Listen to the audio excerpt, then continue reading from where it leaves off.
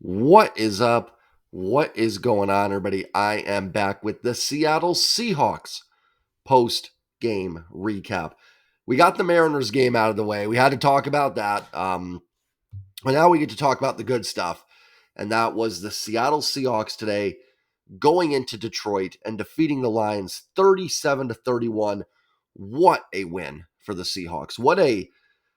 You never say season saving in week 2, but my gosh, what a great gutsy performance from the Seahawks today without their starting offensive tackles, going into a Detroit environment that was sold out. I mean, all pregame, all you heard was how this was, standing room was sold out for 1,500 people. It was all the energy in Detroit with Dan Campbell coming off that win in Kansas City, and rightfully so.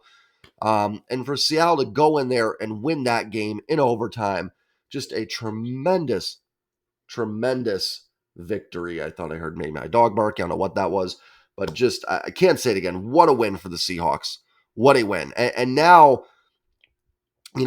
after all the dread of last week, it just now all of a sudden things go in motion where you start looking ahead and you're like, okay, now you can see, 4-2, 5-3 with this team. Now it comes together.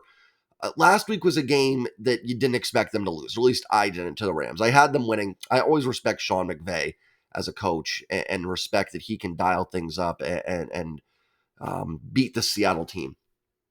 But I thought the Seahawks just had the talent to win. I got to be honest, this is one I kind of had as a loss. It was a game that just in my mind, I did not think they would win.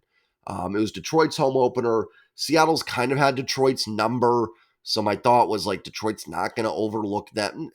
Not that they've overlooked them in the past, but Detroit's not going to let Seattle sneak up on them and get them. Detroit has 10 days to rest for this game. They're going to find a way to beat the Seahawks in this game. It was just, and that was preseason where I felt that. And then coming into today with all the injuries on top of it, I just didn't think Seattle would win this game. I did think it was going to be closer than the experts and maybe some fans thought it was going to be. I'm not shocked Seattle played a better game today. But I didn't necessarily think they'd be able to get this W. And now they're 1-1. They're about where we thought they'd probably be after 2 weeks. They come home to face Carolina, starting Bryce Young. Carolina plays tomorrow night, so we'll see how they do. So you've got a team with a rookie quarterback coming in. Then you're going to go play the Giants, who quite honestly have not looked great through 2 weeks, despite a nice comeback today, who may have lost Saquon Barkley. Then you get your bye week. And then you've got the Cardinals, or excuse me, I think you got the Bengals, Cardinals, Browns. So there's a chance to get some wins now. It is just funny how one game can just kind of turn it around for you to go, okay, I see the path now. I see the path to where this team can be really good. Let's dive into the game itself. Geno Smith was ridiculously good today. I think we can erase all doubt that Geno Smith was a one-year wonder. I never thought he was. I've made it very clear. I've got a Geno jersey hanging in the closet there. I made it very clear I like Geno. Now, I do think first half Geno last season was a legitimate MVP candidate. Second half Geno last year was not an MVP candidate. It was more of just MVP and, yeah, starting NFL caliber quarterback in the second half. But I never had any doubts that Geno Smith, after last year, could start in this league. And what a game for him today. 32 of 41, 328, 2 touchdowns, no picks, 8 yards per attempt. And not just that, like the numbers are amazing, but just the way Geno runs this offense, the poise that Geno Smith has on the road in a hostile environment. The way Geno doesn't panic, he trusts his protection. He hangs in the pocket. Now, listen, can that lead to strip sacks and fumbles sometimes? Yes, it can. But he doesn't panic. He seems to run at the right times and seems to hang in there and make throws at the right times. I'm always impressed with how quick Geno gets this team to the line of scrimmage. One of the biggest problems Russell Wilson always had, and Russell had some great years in Seattle. This isn't, I'm over Russ and all that, but this team would always get to the line of scrimmage like 5 seconds on the play clock, 4 seconds, and rushing everything. So many times this year we see Geno, or just in Geno's tenure here, he gets to that team to the line of scrimmage with like 20, 25 seconds left, and he's got time to look over the defense, make the adjustments. So I thought Geno was really, really sharp today. Trying to think of a mistake. There was one throw, I think it was when it was 21-14 in the third quarter. I think it was the drive they ended up kicking a field goal to make it 21-17. And Geno kind of threw to the sideline. It was on a 3rd and goal. It wouldn't have been a touchdown. And I think it was, who was the safety for the Lions? Let me see if I can find it. Do they have the defensive numbers here? They do. I think it was Kirby Joseph. Might have had a pick 6 if he got it. But every quarterback's going to have a bad throw in a game. Geno was great. Kenneth Walker, 17 carries, 43 yards, 2.5 yards a carry with 2 touchdowns. I do think that's a little misleading. I don't think Kenneth Walker was amazing today, but you got to remember 2 of those carries were at the 1 yard line or at the 2 yard line. So you've got 2 carries for 3 yards there. And football can be, baseball can be nuanced. All these sports can be so nuanced, but this is another area where it can be as well. Like, if you are at the 1 yard line, you get a 1 yard carry for a touchdown, and your average is one yard a carry, like, you can't be mad at that. That's all Kenneth Walker can do at the 1-2 yard line there. So I think he had like 3 carries at the goal line for 3 yards. So, and you can almost take that away, and that's 14 for 40. Again, I don't think he was great. I thought there was a couple missed opportunities maybe. There's a couple times I thought he kind of tried to hit the home run and may be able to get 3-4 yards. But I thought for the most part, he was all right on the ground. I thought he was fine. His first run of the game was really impressive to set the tone. I'll get into that after the box score. Geno ran at 3 for 20. Charbonnet 4 for 16. DJ Dallas 1 for 3. Charbonnet had a really nice, powerful run that picked up a first down in the first half. Receiver-wise, DK 6 for 75. Came back in with an injury. Man, the bodies were, it was a bit of a body bag game in Detroit. There was a lot of guys getting hurt. DK came off for a little bit and then came back in. So good to see him come back in there and be healthy, because my gosh, they not afford to lose many more guys. Tyler Lockett, 8 for 59 and 2 touchdowns. Man, Tyler Lockett just continues to be, in my opinion, I'm biased, but the most underrated receiver in the game. He should be up there in the conversations more with your top guys in the league. Just his smarts, his knowledge. I know he had another play where he went down a little early, where he probably could have gotten a couple more yards. But guys, I'd rather have Tyler Lockett playing 17 games than getting 2 yards on one pass, in week 2 against Detroit. Noah Fant, 4 for 56. The tight ends were really good today. Colby Parkinson, 2 for 41. Will Dissly, 3 for 35. And I believe Geno was like, how many catches is that? That's 9. I think he was 9 for 10 targeting the tight ends. And I talked about it a little bit. Me and Rooftop did a preview. I talked about getting the tight ends involved with a little bit more play action. Just so you guys know, I will go back tomorrow. I'll have a Seahawks Monday video. These are more initial reaction videos. And then Monday is more of like an in-depth breakdown. I want to say they did more play action, but I'm not positive. It's hard to, when you're emotionally invested watching a game in the heat of the moment, it's hard to remember, like, oh yeah, they did play action. I'm not charting anything. I'm having some brewskis, watching football, and just hoping they win. So I'm not sure if they used more play action, but they did get the tight ends involved. JSN, 5 for 34. Good to see. Charbonnet, 2 for 14. Kenneth Walker, 1 for 11. And the legend Jake Bobo got his first catch for 3 yards. Listen, I'm not going to stand here and say the defense played well. I don't think it did. It's got issues. It is giving up 30.5 points a game through 2 games. I will say a couple things, though, in the defense's defense. One, they forced 3 turnovers. 2 important ones. One was at that play at the end of the half where St. Brown fumbled the ball and Seattle picked it up. Technically, it's a turnover, not anything. All turnovers are not created equal, if you know what I mean. Like, they all have a different value. And it's why sometimes winning the turnover battle can sound great, but it can also be a little overrated. But they did get 2 very crucial turnovers in the second half. First play of the second half, Uchenna Nwosu forces the fumble on Montgomery, which Seattle recovers and gets a touchdown out of. And then you literally had the pick 6 from Trey Brown. So the defense did force crucial turnovers. If you're not going to be good on defense, at least force turnovers. You know what I mean? At least be a team that can flip it around a little bit. And to this team's credit, they did that. They did get a couple sacks today, their first 2 of the year. Trey Brown actually got a sack on a corner blitz, and Draymond Jones had a sack. So good to see Draymond Jones getting involved a little bit. I thought in the second half, they played better. And I know they actually gave up more points in the second half, but I thought they put Detroit in more tough situations. There were some drives in the first half where Detroit just way too easy. The second half, I thought they had to earn it a little bit more, if that makes sense. I thought the pass rush looked a little bit better. I thought the coverage looked a little bit better. Devin Witherspoon made his debut. Couple rough plays. He got burned on that flea flicker, but man, he had a great play on that fourth down breakup. There was a run play that he stuffed that he did a tremendous job on. It was in the first half somewhere. I thought he had a couple pass breakups, and then he had good coverage on the other fourth down where I know there's some talk of maybe some defensive pass interference, but it looked like the feet got tangled up, and he was in good position and good coverage on that play. So, listen, the flea flicker is just a welcome to the NFL moment. The rest of it, I thought Witherspoon played really well, and especially with Reek Woolen going out with the injury. Pete said he's all right, which means he's probably out for 15 weeks, knowing Pete's optimism. But I thought Devin Witherspoon played a solid football game for his first game of the year. I really did. I think him and Woolen are going to be a really, really dangerous corner combo. Listen, here's the thing with the defense is they've given up 30 and 31 so far this year. Is that good? No.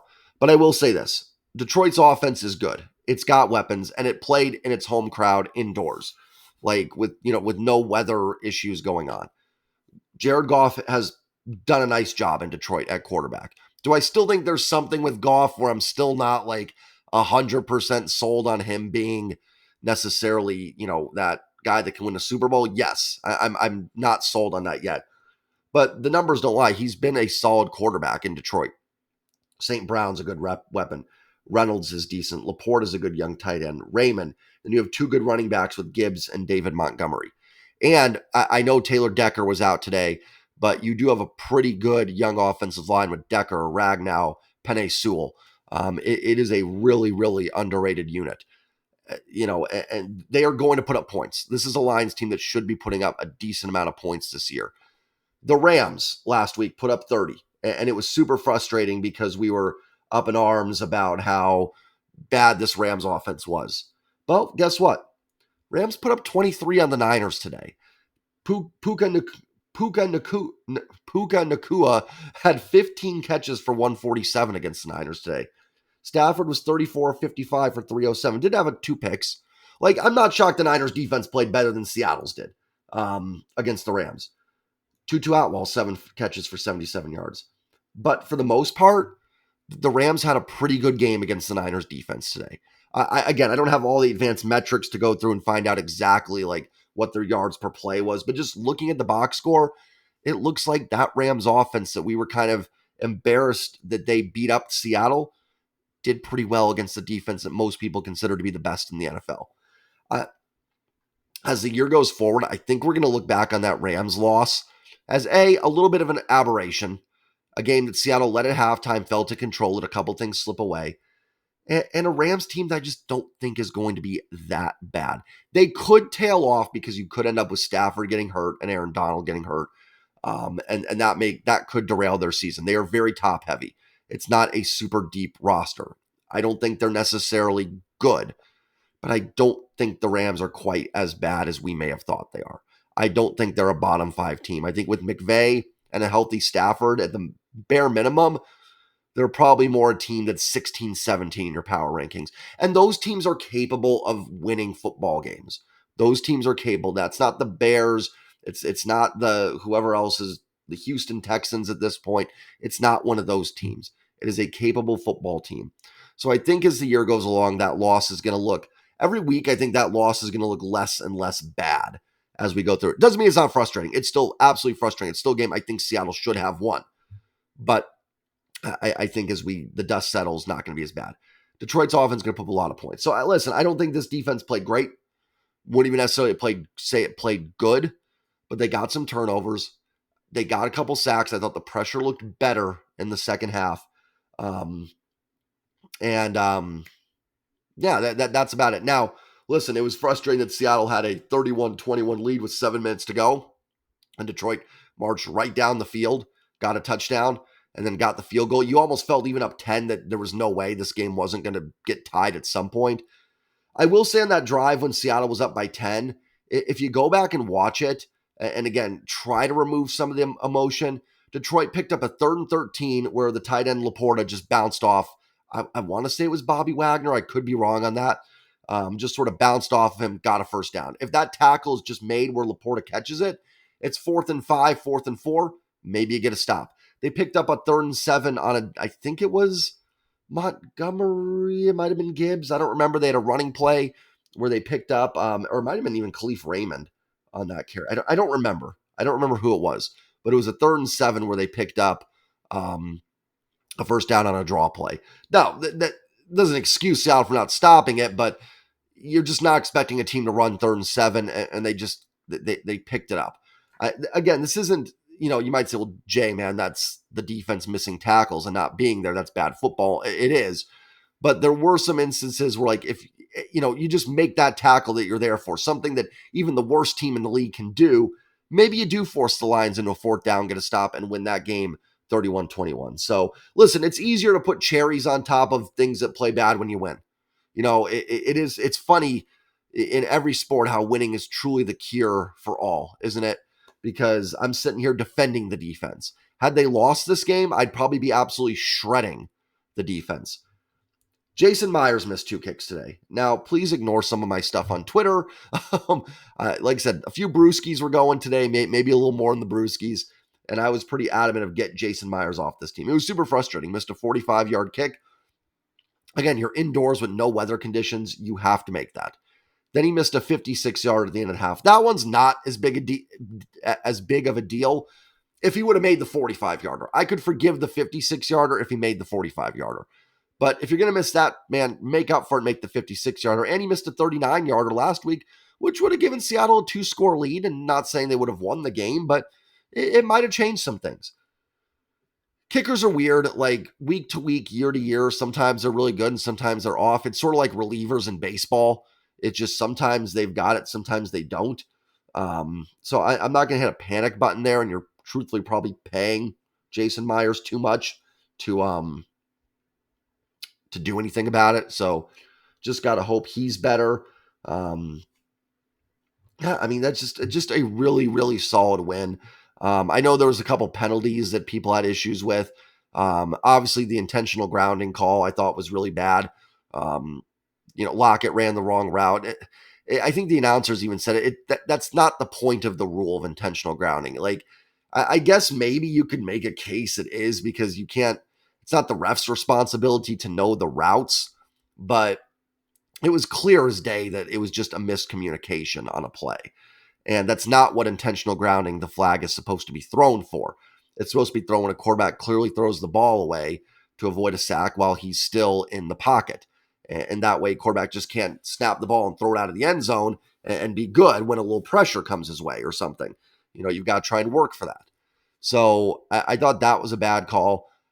Maybe someone can screenshot or show me. I didn't think the OPI and Colby Parkinson on that last drive was particularly a particularly great call either. And then I thought, yeah, Jake Curran probably got away with a little hold on Aiden Hutchinson on the touchdown play.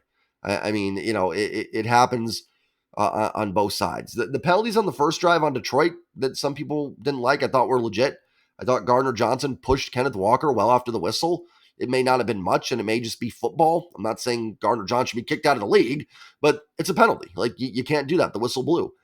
And the PI in the end zone I thought was legit. I mean, you might call it holding, but it's a tough debate. Like, it was definitely a penalty of some kind there. So, but other than that, the officiating was fine. Again, maybe as I go back and watch the tape, I'll see holds and stuff that were missed. But on first watch, I didn't see anything too egregious. Game balls for this one. Well, let me talk about one more thing. The overtime drive was amazing as well by the Seahawks to go down in that hostile environment after Detroit comes back, to go down and win that game in overtime was just incredible and a great job by this team. Gutsy performance by Geno. Give out some game balls here. Maybe this will be my thing each week. I'll give out 3 game balls. I want to give out 4 game balls today. First one is Geno Smith. Fantastic game.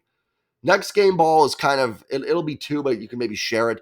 Stone Forsythe and Jake Curhan deserve a ton of credit. I'm sorry I have not mentioned their names earlier. So if you're wondering, how is Joe Joe. You can call me Joe. Cat's out of the bag. Not mentioned Forsyth and Curhan at any point in this video. And I'm sorry, I'm mentioning it now. What a performance by them today. Absolutely tremendous, tremendous effort by those two. A tough battle on the road, hostile environment. And they just didn't hold up. They won. Like, I thought they won their matchups. I barely heard Aiden Hutchinson's name. I'm not even sure who rushed from the other side. Was it Houston? Was he in there? I didn't hear his name. No pressure from up the middle. The interior line has looked really solid so far. Lewis, Brown, and Haynes are doing nice work on the inside. And Curhan and Forsyth held up very well today. They did amazing. I liked Forsyth coming out of the draft in 2020. His footwork's been a bit of a problem, but he played well. Curhan was a mauler in 2021. He pushed some people in the run game.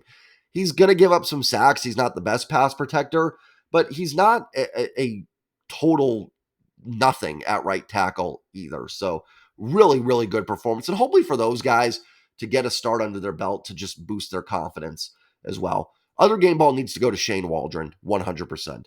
Last week, I saw a lot of hate on Shane Waldron, surprisingly. I went back and watched the game, and I thought he really called a nice game against the Rams. I would have liked a little more play action, but is what it is. Problem last week was the defense could not get off the field, and then both his starting tackles went out. And listen, it is hard to make adjustments like that on the fly, middle of a game. You can't be like, oh, we're completely changing the game plan now. You have stuff in place at that point and you're down. You just have to hope Forsyth and Curhan hold up in that Rams game and just don't make a lot of mistakes and you somehow find a way to win the game. I didn't think the play calling was a problem last week at all. Shane Waldron, then guess what? He had a few days to adjust. He knew he was going to have Forsyth and Curhan starting in this game, so he was able to design a playbook or a game plan around knowing those two guys were going to be your starting tackles. So you have more Will Dissly chips, stuff like that, more protection. They didn't go with any big tackle, tackle eligible George Fant style formations from what I remember. But they had Will Dissly chip a few times. And then, like I said, Forsyth and Curhan won their matchups. So Waldron had a few days to prepare with those guys in there. Outstanding game plan. Heck, I'm sure there were plays that were not perfect, but for the most part, I thought it was a great game plan. Great, great win to go into Detroit and win this. A really, really feel good W for the team. Just with everything the Lions did week one, and yeah, I almost felt like this might be a little bit of a letdown for them coming home. You get all that hype going, and maybe it was, or maybe Seattle just played really good. Maybe week one is something we just need to take deep breaths with and not overreact completely. One thing I did say, listen, I lost on the team last week. It was frustrating. I was not happy. But I did say last week, if you believe this team was good coming into the year, you should still believe they're good now. One game should not change your opinion. And then what happens? They go on and win today. So a great win for them. Game balls to Geno, Curhan, Forsyth, and Waldron. Defense wasn't great, but got some turnovers and some sacks. Tomorrow, Monday morning, I'll be on here. I'll do a video, just a little more in-depth breakdown of the game, maybe what it means. I don't know, something like that. I'll have something up for the Seahawks because Lord knows the Mariners are pushing my buttons right now. So more fun to talk about this. So have a great night, everybody. I hope you guys enjoyed this game. Remember to like, comment, and don't forget to hit that sub button. I am 7 subs away from 2,300. So you can hit that sub button. It helps me out tremendously. And I will see you guys all tomorrow. Have a great night, everybody. Peace.